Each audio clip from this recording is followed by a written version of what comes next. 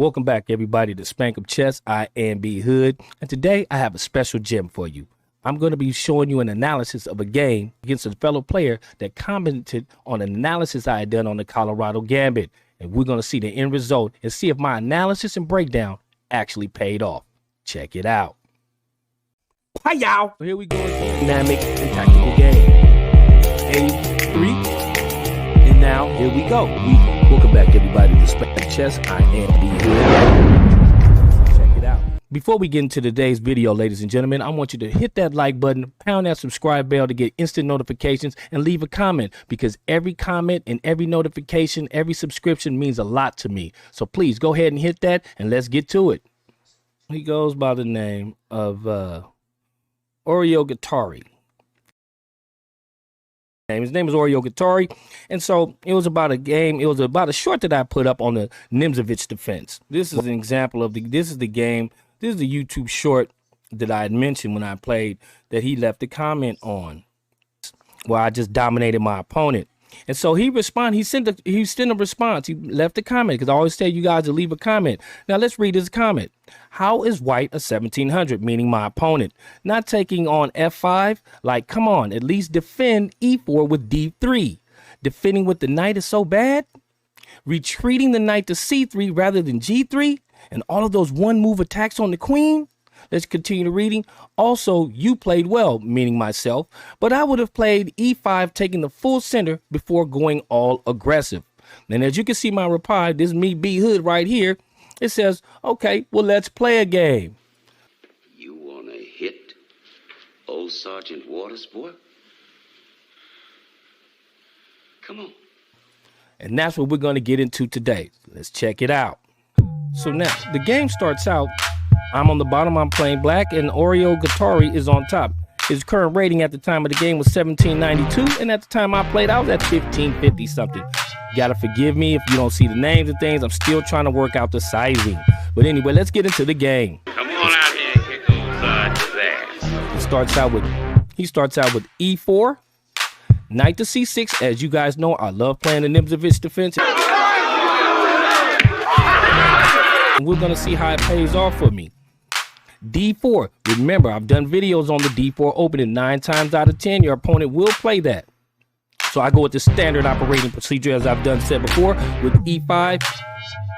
And he plays C3. Now, that is a passive move. That is a passive move. However, I will continue to roll on with the standard operating procedure with knight to F6. And he pushes forward with D5. Knight to G6, knight to E7, and then he goes F3. So now he has this beautiful pawn chain. He has this nice pawn chain here that he has set up for himself, and he has this one over here. So he's basically shutting it down, and you can see the arrows here. His pawns could be attacking on that queen side. All right, let's see how it plays out. I go knight to G6, knight G to E2.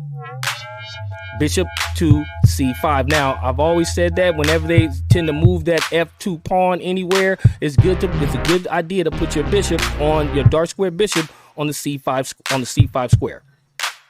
My opponent now, he plays another pawn move, and he goes to c4.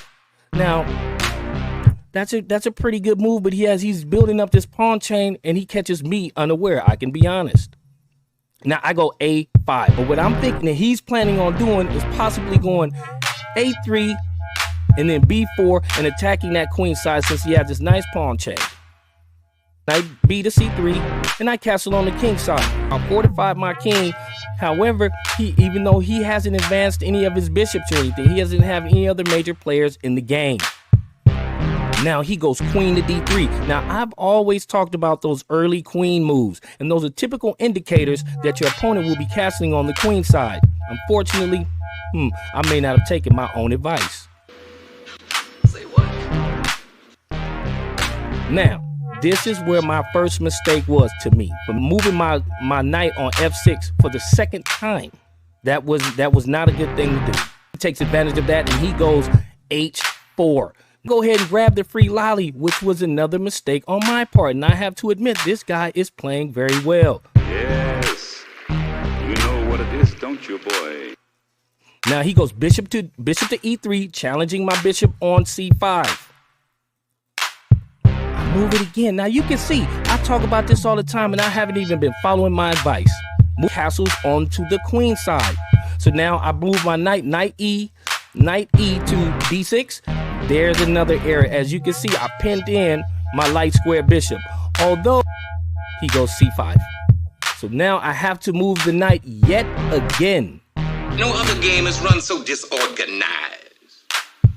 So instead, I capture his knight on c3. He captures back with his knight. Knight E captures on c3. And I move my knight yet again. You see how far behind in development I am? I'm just moving pieces around and I'm not attacking.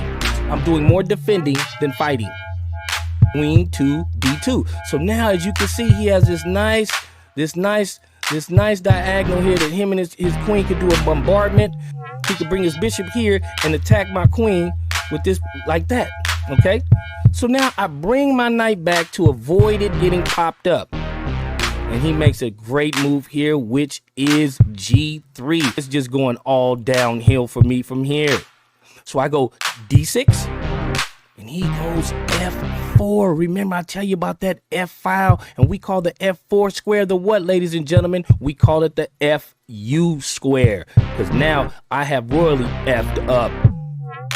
So now I attack back in the center with f5. Now he slides that queen over brilliantly to h2. So now I hop my knight back again.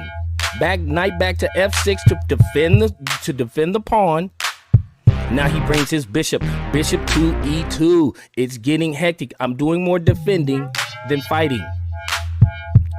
So e captures f4, g captures f4, and now I go h6.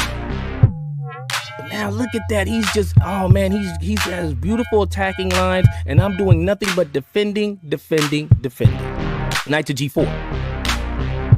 He go ahead and let me knock that piece up out of there. He gets rid of my knight. I capture back with bishop captures on g4. He pushes forward, evicting the knight. Look at this here. Oh, it's just getting really ugly. In return, I just counterattack his queen, which was definitely a bad move. Rook captures on g3. Knight to e5. It is just getting uglier and uglier by the minute. So he sets up the pawn on h6. Checkmate is looming. So I counterattack his queen. I go queen to f6, trying to just buy me some time. And he just easily sidesteps that with queen to h5. So now it's just getting bad. This guy is royally kicking my ass. Excuse my French. Basically, he's spanking me. So now I jump. Let me get a check. He slides out the way. So now I'm trying to find some sort of way where I can attack this b2 square. Maybe possibly evict his knight somehow. So now I pass pawn en passant. And now he sidesteps that and just piles up his pieces. Rook. Now it's really getting bad here. So I scoop my rook up to help defend the loose g7 square. Now he goes bishop to g5. I mean, look at this guy. He's playing like, damn, he's like 1900 or so. Let's see how I respond. Basically, I'm just doing this to defend and hoping he gets out the way and protecting my knight on d3. So now he just goes rook to h1. Look at how my bishop here has been rendered useless. If you watch some of my previous videos, I've mentioned that my bishop was rendered useless, and I've done that to others. Now I go g6, trying to counterattack his queen, give my king some breathing room. But I'm protecting this square here with my queen in case he comes down for the attack. F captures on g6. Now he's attacking my rook. I go rook to d7. I am so discombobulated now. I must admit, ladies and gentlemen. A pretty mean punch, boy.